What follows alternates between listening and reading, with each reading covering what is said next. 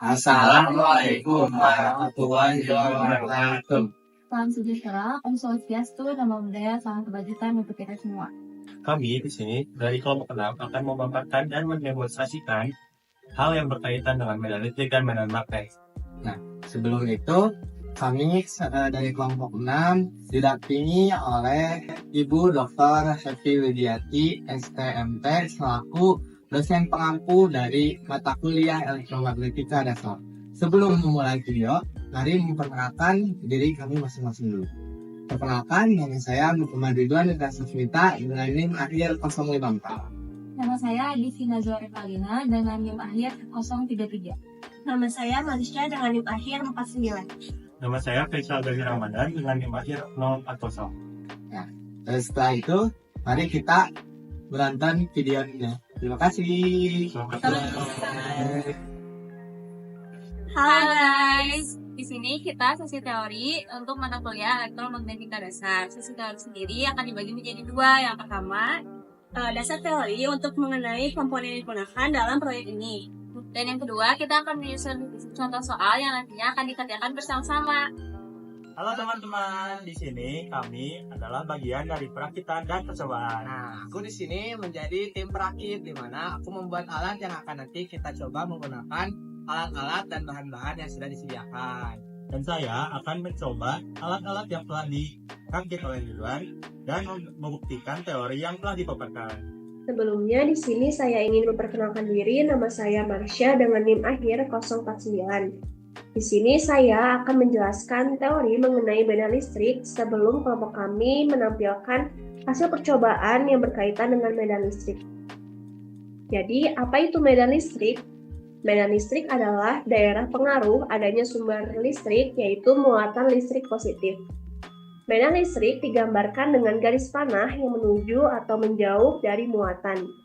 Berikut ada dua gambar dari muatan positif dan muatan negatif. Yang pertama adalah medan listrik di sekitar muatan positif. Jadi, muatan listrik positif menghasilkan medan listrik yang arahnya dari dirinya keluar. Lalu, medan listrik di sekitar muatan negatif menerima medan listrik yang arahnya menuju dirinya. Selanjutnya adalah sifat-sifat garis medan listrik atau garis gaya listrik. Yang pertama adalah, di gambar pertama, ada muatan positif dan muatan negatif. Jadi, kalau misalnya muatan positif itu, arah garisnya akan keluar dari muatan positif. Lalu, untuk muatan negatif, arah garisnya itu akan masuk ke dalam muatan negatif. Lalu, untuk gambar kedua, terdapat muatan positif dan muatan negatif. Garis-garisnya tidak boleh saling berpotongan. Lalu gambar yang ketiga, terdapat muatan positif yang memiliki garis-garis yang cukup rapat ataupun lumayan banyak. Jadi semakin rapat garisnya, maka menunjukkan medan listriknya semakin kuat.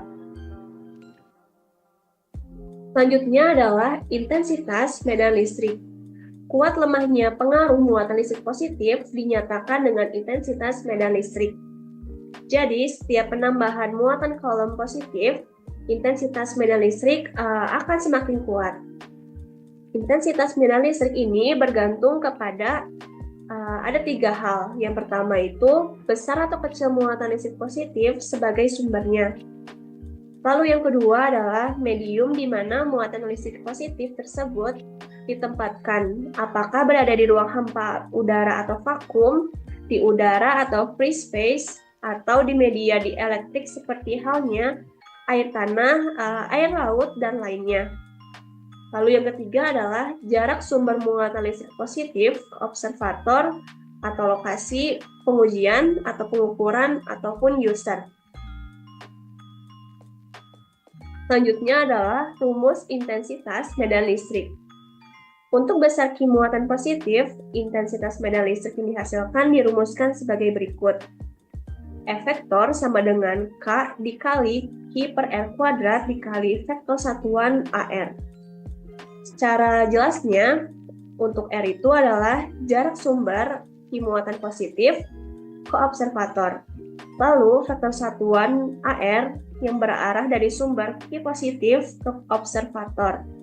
Lalu yang ketiga ada K, yaitu konstanta medium, yaitu medium digunakan bisa ruang hampa, free space, atau medium dielektrik.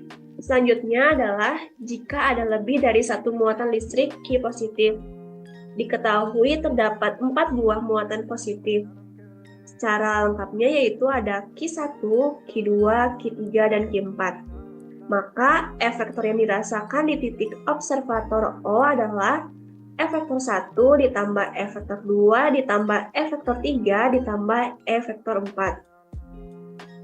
Sama dengan K dikali dalam kurung Q1 per R1 kuadrat dikali vektor satuan AR1 lalu ditambah dengan Q2 per R kuadrat dikali vektor satuan AR2 lalu ditambah dengan Q3 per R3 kuadrat dikali vektor satuan AR3 lalu ditambah dengan Q4 per R4 kuadrat dikali vektor satuan AR4.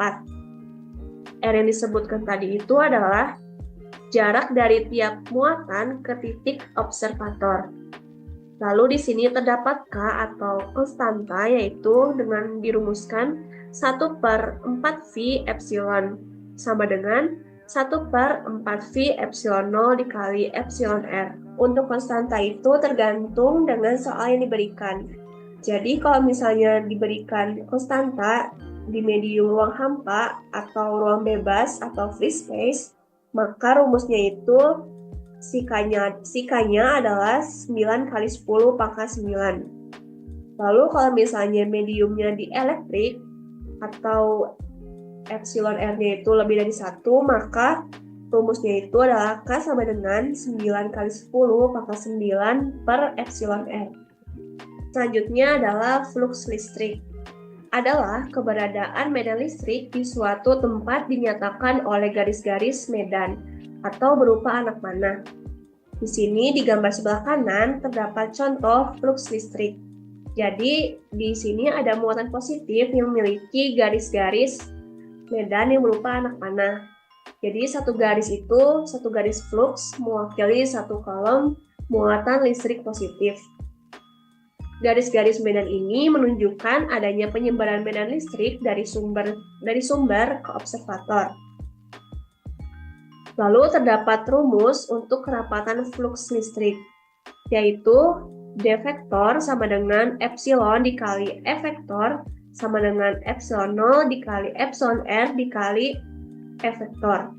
Satuan flux listrik adalah coulomb. Untuk teori medan listrik sudah selesai, maka selanjutnya akan dilanjutkan dengan contoh soal. Ini kita akan mencontohkan atau mengerjakan soal mengenai materi electric field atau medan listrik. Langsung aja ke contoh soalnya.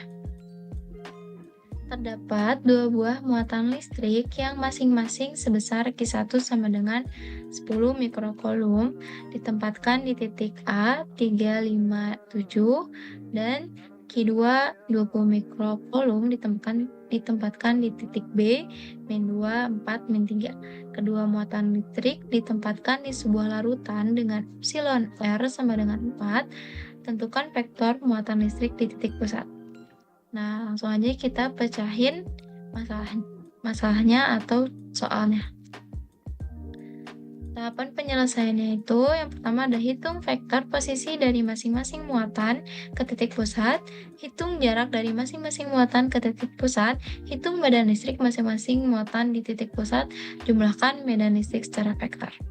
Langsung aja ke tahapan yang pertama, hitung vektor posisi dari masing-masing muatan ke titik pusat. Vektor Q1 ke titik pusatnya itu 0,0,0. Vektor A sama dengan titik pusat atau titik sumber dikurangi dengan titik observator, yaitu 0 dikurangi 3 yang nantinya akan menjadi vektor A pada sumbu X. Ditambah 0,0 dikurangi 5 yang nantinya akan menjadi vektor A pada sumbu Y, ditambah 0 dikurangi 7 yang nantinya akan menjadi vektor A pada sumbu Z. Yang hasilnya vektor A yaitu min 3x dikurangi 5Y min 4AZ. Vektor Q2 ke titik pusat sama halnya seperti vektor Q1 ke titik pusat, yaitu vektor B sama dengan titik sumber dikurangi dengan titik observator. Yang nantinya pada vektor B hasilnya adalah 2X min 4AY ditambah 3AZ. Lalu tahapan yang kedua yaitu hitung jarak dari masing-masing muatan ke titik pusat. Nah, ini tuh ada kesalahan penulisan yang dimana panjang vektor A sama dengan akar min 3AX pangkat 2 ditambah min 5AY pangkat 2 ditambah min 7AZ pangkat 2. Hasilnya panjang dari vektor A sendiri adalah akar 83. Dan untuk Q2 ke titik pusat panjangnya atau jaraknya yaitu akar dari 2AX pangkat 2 ditambah min 4AY pangkat 2 ditambah 3AZ pangkat 2. Hasilnya akar 29. Lalu tahapan selanjutnya kita mencari vektor satuan yang rumusnya adalah vektor satuan dari RA sama dengan vektor B atau vektor A dibagi panjang vektor A. Yang itu adalah tahapan yang pertama dan kedua. Lalu dibagi, tidak perlu dijumlahkan. Nah, yang B juga yaitu vektor satuan dari B sama dengan vektor B dibagi panjang atau jarak dari vektor B sendiri. Tahapan selanjutnya hitung medan listrik masing-masing muatan di titik pusat. Rumusnya itu intensitas medan listrik sama dengan K dikali Q dibagi R pangkat 2 dikali vektor satuan yang berarah dari sumber ke observator. Nah, untuk konstantanya yang kita pakai adalah 9 dikali 10 pangkat 9 per 4 atau dari epsilon R-nya dikali dari masing-masing besaran Q1-nya. Tadi kalau untuk A atau Q1 itu 10 mikrokolum atau sama dengan 10 dikali 10 pangkat min 6 dibagi panjang vektor A dipangkatkan 2. Lalu dikalikan dengan vektor satuan yang berarah dari sumber ke observator yang titik A tadi. Yang hasilnya menjadi untuk listriknya yaitu 34,08 X min 18,7 AY min 14,3 AZ mikronewton. Nah, kalau untuk yang medan listrik, intensitas medan listrik yang B itu 576 AX min 428 AY min 238 AZ newton. Tahapan selanjutnya yaitu jumlahkan medan listrik secara vektor. Nah, medan listrik yang tadi di kedua medan listrik yang tadi itu dijumlahkan untuk vektor pada sumbu X dijumlahkan dengan vektor sumbu X lagi, AX dijumlahkan dengan AX lagi, AY dijumlahkan dengan AY lagi, dan AZ pun dijumlahkan dengan AZ lagi. Yang hasilnya adalah 610,08 AX min 446,7 AY min 252 AZ mikrokolom. Nah, mungkin segitu saja contoh soal yang dapat saya paparkan. Terima kasih.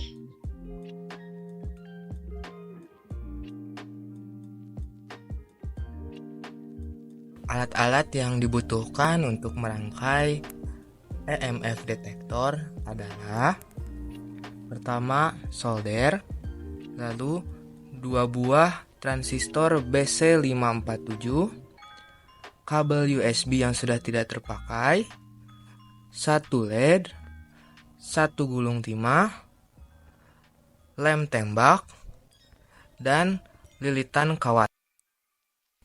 Ini adalah rangkaian yang sudah dibuat dan sudah menjadi alat yang bisa digunakan. Di sini kita lihat bahwa ada kabel USB yang sudah dikupas lalu digunakan bagian kutub positif dan negatifnya. Bagian positifnya terhubung ke bagian positif LED dan bagian negatifnya terhubung ke salah satu transistornya. Transistornya ini dirancang sedemikian rupa agar menjadi sebuah penguat di mana penguat tersebut akan menguatkan sinyal yang diterima dari kawat yang sudah dililit ini, yang akan mengindikasikan bagaimana sebuah benda memiliki medan listrik. Apabila medan listriknya itu semakin kuat, maka LED akan menyala semakin cerah. Di sini saya akan mencoba detektor ini pada stop kontak dan juga kabel yang disambungkan dengan sumber listrik. Yang pertama, pada stop kontak, LED akan menyala dengan terang. Namun, pada saat detektor ini didekatkan dengan kabel, LED menyala tetapi redup. Nah, jadi detektor ini dapat mendeteksi medan listrik dengan indikator kecerahan LED sebagai penunjuk besar atau kecilnya medan listriknya. Selanjutnya, saya akan menjelaskan teori mengenai medan magnet. Jadi, apa itu medan magnet? Medan magnet adalah daerah di sekitar magnet yang dipengaruhi oleh gaya magnet. Magnet adalah suatu benda yang mampu menarik benda lain di sekitarnya yang memiliki sifat khusus. Magnet memiliki dua kutub, yaitu kutub utara dan kutub selatan. Selanjutnya adalah medan magnet pada magnet batang. Yang pertama adalah peristiwa saling tolak-menolak. Jadi, jika kita mendekatkan dua magnet dengan kutub yang sama seperti pada digambar, maka magnet tersebut akan saling tolak-menolak karena arah gaya magnetnya yang saling berlawanan. Lalu pada gambar yang kedua adalah peristiwa saling tarik-menarik. Jadi, jika kita mendekatkan dua magnet dengan kutub yang berbeda, maka magnet tersebut akan tarik-menarik karena arah gaya dari dua magnet tersebut searah menuju kutub selatan. Selanjutnya adalah sifat-sifat kemagnetan. Yang pertama adalah diamagnetik, yaitu benda yang tidak dapat ditarik oleh magnet. Lalu yang kedua adalah paramagnetik, yaitu benda yang dapat ditarik dengan lemah oleh magnet. Lalu yang ketiga adalah ferromagnetik, yaitu benda yang ditarik dengan kuat oleh magnet. Selanjutnya adalah rumus dan parameter yang digunakan pada medan magnet.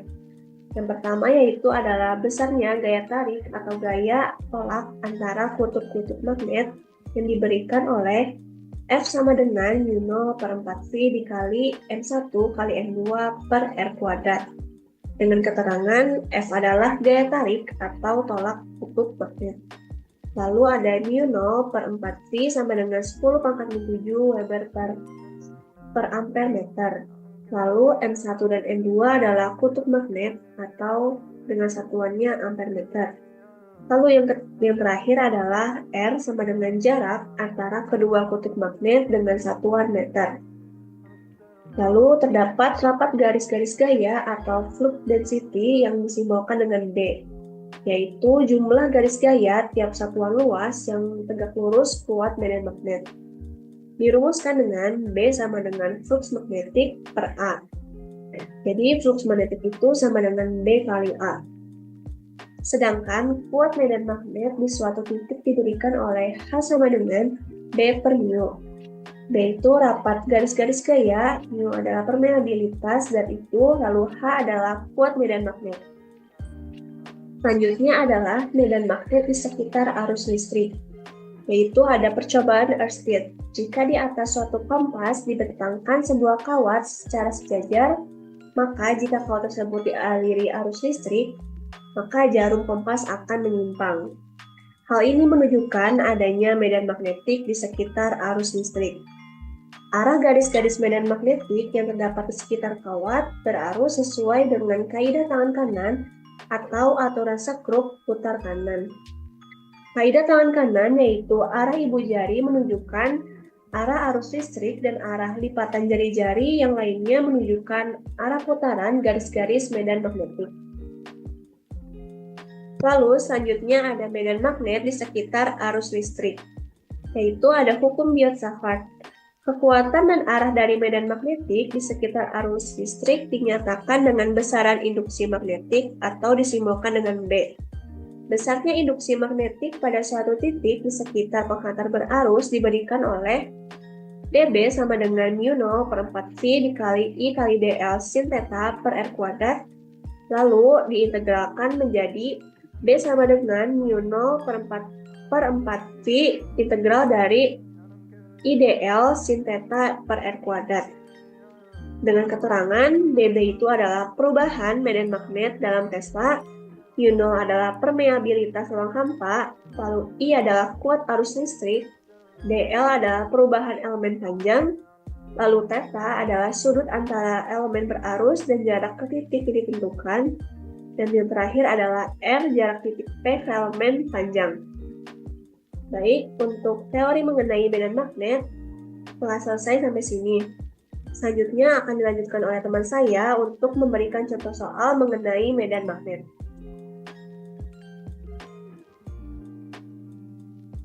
Assalamualaikum warahmatullahi wabarakatuh. Di sesi kali ini sama aku Adisti Nazwa, kita bakal ngebahas tentang contoh soal dari magnetic field atau medan magnet.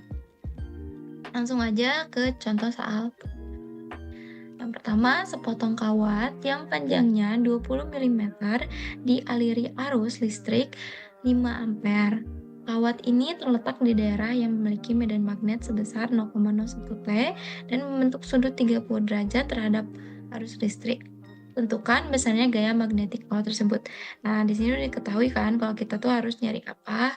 Kita harus nyari besar gaya magnetik kawat tersebut. Nah, apa sih rumus dari besarnya gaya magnetik pada kawat?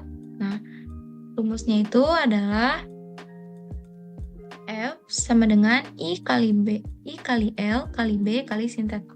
Yang dimana F itu gaya magnet yang akan kita cari, I itu arus, L itu panjang kawat, B itu medan magnet, sin theta itu sudut antara L dan B.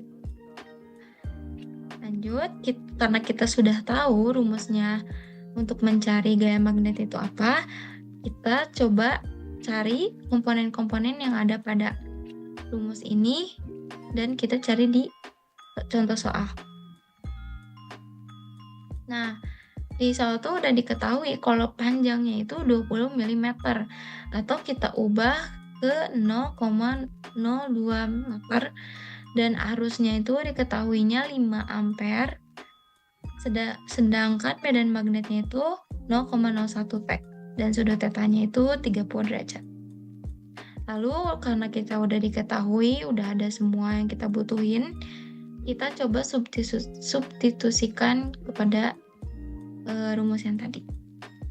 Nah, I kali L kali B kali sin theta atau 5 dikali 0,02 dikali 0,01 dikali sin 30 derajat.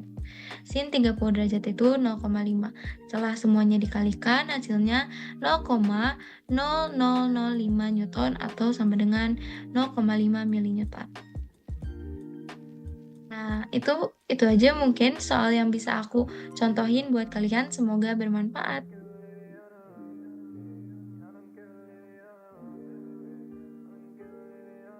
Alat yang dibutuhkan untuk melakukan demonstrasi medan magnet adalah yang pertama baterai, lalu yang kedua adalah paku besi, yang ketiga adalah kawat dengan diameter yang tebal, dan yang terakhir adalah kawat dengan diameter yang lebih tipis. Setelah itu, dirangkai dengan cara melilitkan kawat yang diameter tipis kepada paku dengan lilitan yang rapat. Setelah itu, rangkaian dihubungkan dengan baterai. Nah, di sini saya akan mempraktekkan magnet elektromagnetik. Untuk menguji kekuatan dari magnet elektromagnetik ini, saya akan menggunakan 3 bahan.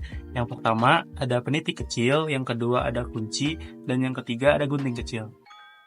Konfigurasi yang pertama adalah magnet elektromagnetik dengan lilitan kawat berdiameter besar namun renggang.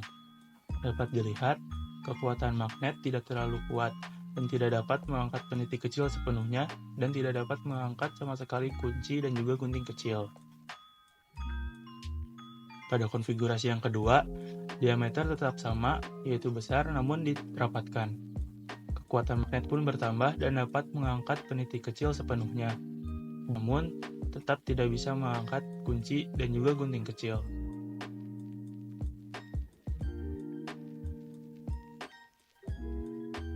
Pada konfigurasi yang ketiga, diameter lilitan diubah menjadi kecil, namun diregangkan. Kekuatan magnet bertambah dan dapat mengangkat peniti sepenuhnya, namun tidak dapat mengangkat kunci, dan dapat mengangkat gunting kecil walaupun sedikit.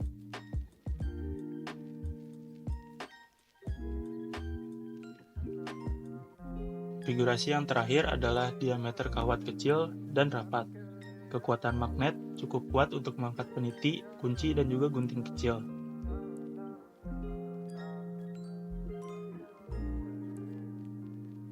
Nah, dari praktikum yang sudah dilakukan, maka dapat diambil kesimpulan kalau semakin banyak lilitan pada medianya, maka akan semakin kuat juga magnet yang akan dihasilkan. Ya, dari kelompok kami, semoga dengan adanya video ini dapat bermanfaat dan menjadi pembelajaran untuk kalian semua. Dadah! Dadah!